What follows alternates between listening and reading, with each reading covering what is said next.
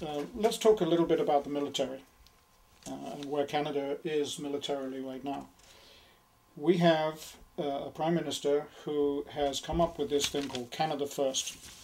It's a policy which, for some strange reason, I don't really fully understand it, but it means that over the next 20 years we're going to be spending something like $30 billion and increase our forces by 100,000 people.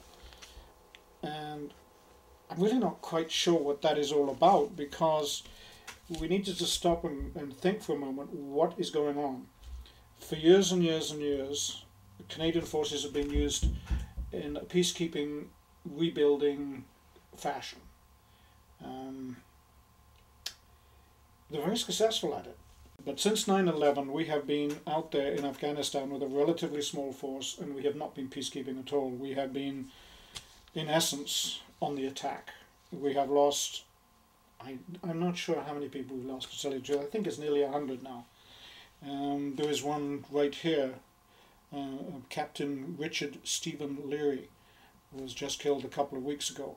Our local paper buried it somewhere in the middle pages of the first section, instead of having it front page news, that we'd lost another man as a result of somewhat dubious terrorist attacks or explosions of some buildings in New York.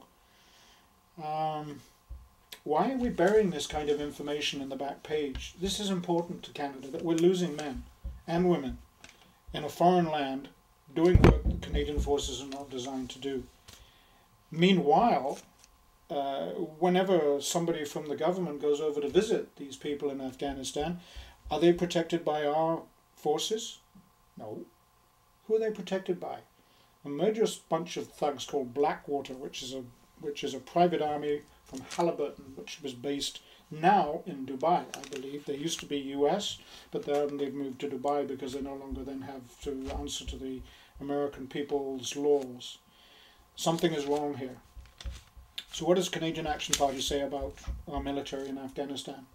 It's very simple. We want them home. Not only do we want them home, but we want a complete and absolute, truthful, realistic explanation about the explosions of those buildings on 9/11 in New York.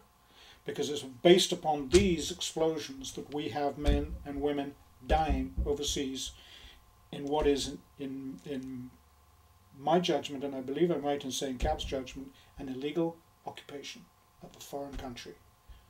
Not a good plan.